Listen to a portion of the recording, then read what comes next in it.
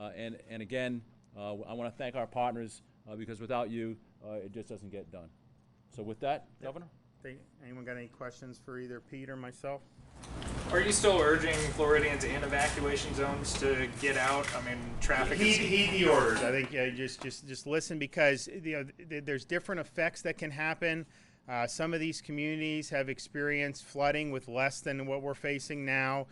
You have different erosion issues that can make some of the structures unsafe with certain impacts. So I would just listen to what those local folks are telling you. And as this thing moves, people will be able to move back into their places. But it's just not worth trying to get out ahead of those folks right now. I think they all, we work with them from the beginning. They were all very cognizant of kind of what those orders mean for people. They did not do it willy-nilly. We certainly were not going to do it willy-nilly and create a lot of chaos and panic. So I think it was done very deliberately, but I think it was done in a way to try to keep people safe.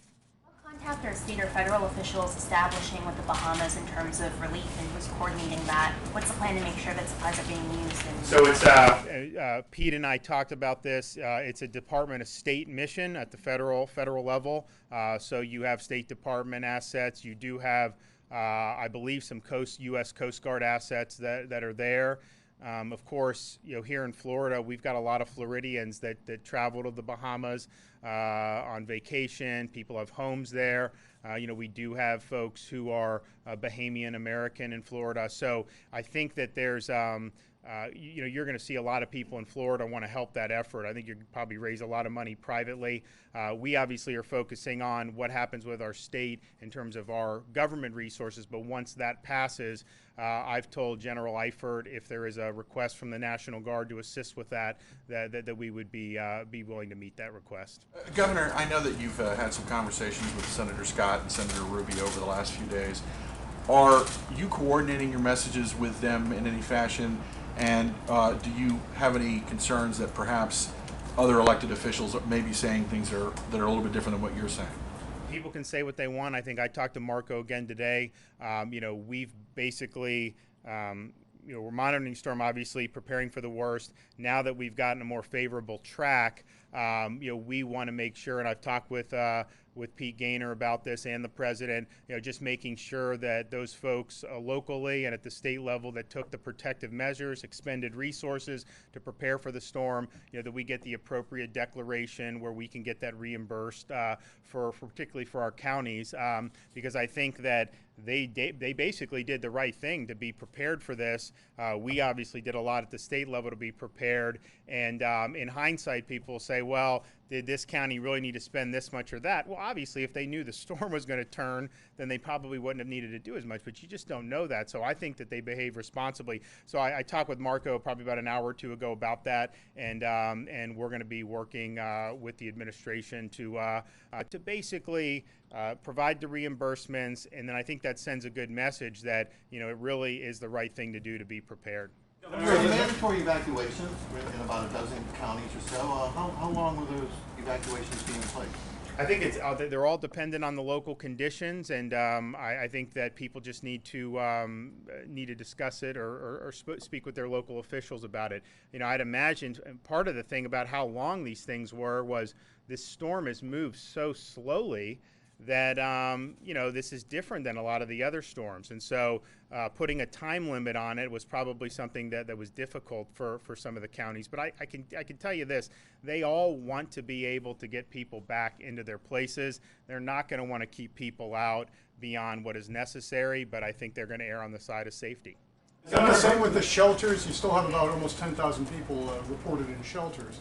I'm assuming that the southern counties are starting to close those shelters. I don't know if they've closed any yet. I don't think so. So, obviously, I think they waited and were prudent about when they opened the shelters. Some people said they should have opened them earlier, but as it turned out, they did it at the right time. And so yeah, I think that's fine for the time being. And just in speaking with folks, I mean, I think there have been, I've not really heard a lot of problems with like people refusing to evacuate. I mean, obviously we know a lot of people typically don't always evacuate. I mean, that's just the nature of it. But the reports I've been getting has been similar to what was done with Matthew along the East Coast, and the response has been pretty similar. A number of cities and counties have been frustrated by how long it's taken to be reimbursed for past hurricanes. What are you doing about that? Well, we've done a lot about that. So when I came in, how much had we distributed for Hurricane Michael? Like 500,000?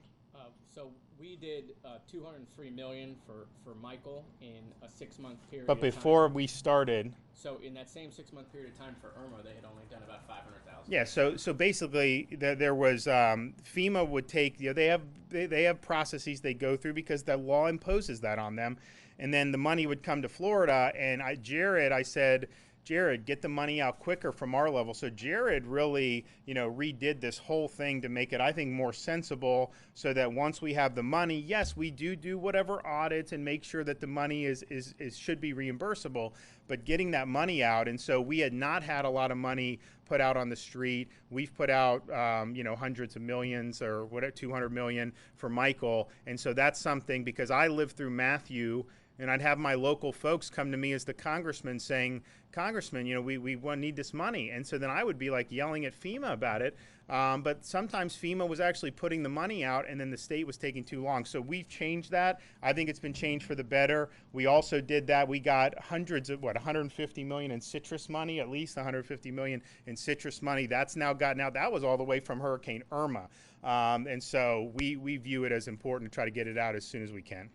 In one of the previous briefings, I believe there was concern expressed about possible flooding in northeast Florida, especially considering what happened with Matthew. Is that still a major concern as it makes its way north? It's a concern. I just spoke with Sheriff Williams about it.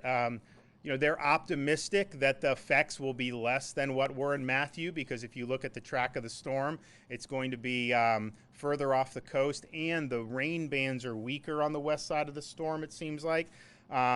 But that's something that they're obviously bracing for, and that's something that you have to brace for if you're in that area.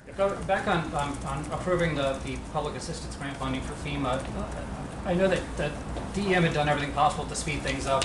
And there's also a process with FEMA that FEMA was also seeing some kinks in the process as well. Have any changes been made in regards to that? For instance, I think there was a review process for Congress that actually a lot of members used to put out press releases. Have you seen any changes in that regard, or maybe any chance that you can free up that area? One of our overarching goals, especially when it comes to recovery, is to reduce the complexity of FEMA. In some cases, the policies that we have, the regulations that we have, the statutes that we have are kind of piled on top of each other. One of our goals is to make it much simpler for those that get a disaster declaration, get reimbursed as quickly as possible. We know in some cases that jurisdictions, it's an economic impact on their budget. They may not have enough capacity to handle the billions or millions of dollars beyond their annual appropriations. So again, we're trying to make that smoother. It's not a perfect system. Our goal is to make it as perfect as we can. Governor, all the assets you mentioned in previous briefings, the 17,000 for FPL, just staging and stuff, are they going to be going to other states now? What are they? So I would imagine that. So we've got state mutual aid, and I think Jared can say for sure. But I mean, we still have a lot of that here, and then once the storm passes, probably we'll end up going up the coast. FEMA's got a lot of assets here. They're already preparing to move it up the coast. And then, FPL's looking at, if this is less significant than Michael in terms of the power outages, then they're looking at, obviously, they'll have more than enough people to do that. And so I think some of those crews are out of state already. So you're going to see those probably move further north to be able to deal with the other southeast effects. You said at the beginning that you didn't want to have things sort of be undertaken in a willy-nilly fashion. I believe that's what you said. And I just wanted to know whether or not you made a conscious determination in saying, I'm going to defer to the locals on evacuations. Was that were you thinking of in the past? What we were doing was consulting with the locals, but here's how I viewed it as, I can sit here and just say whatever I want, but if the local folks aren't bought into it, I don't think it'll be effective. And so I'd much rather work with them, come to a solution that may be 90% of what Jared and I think's ideal, but then all be unified in that so we have a coherent message than to kind of be at loggerheads with folks. And the thing about here is that the folks on the local emergency operations level, they're very good at what they do, particularly on the coastal counties, because this is something that they have to deal with. And so my view is, let's harness that experience and let's work together. And so I think it's worked better. I think there was frustration in the past when people were kind of crisscrossing the state, having to evacuate. Actually, some people evacuating into the storm path because they were told to evacuate at a certain time. The storm track changed, and so they're going from Miami to Tampa. Then they go back from Tampa back to Central Florida or back to the east coast of Florida. So we wanted to do it in a way where it would be, I think, a collaborative effort. And I think ultimately, as I've looked at these things in the past, storm response to me is a bottom-up effort, and it really starts in the counties. We obviously have an important role at the state to coordinate, and then you got the FEMA folks who are there offering the federal assistance. But that's really, I think, the way that is most effective, and I think that was borne out so far with how this has gone, and I think that's going to continue to be our approach going forward. All right, well, we'll be back if we have anything more. Thanks. Thank you.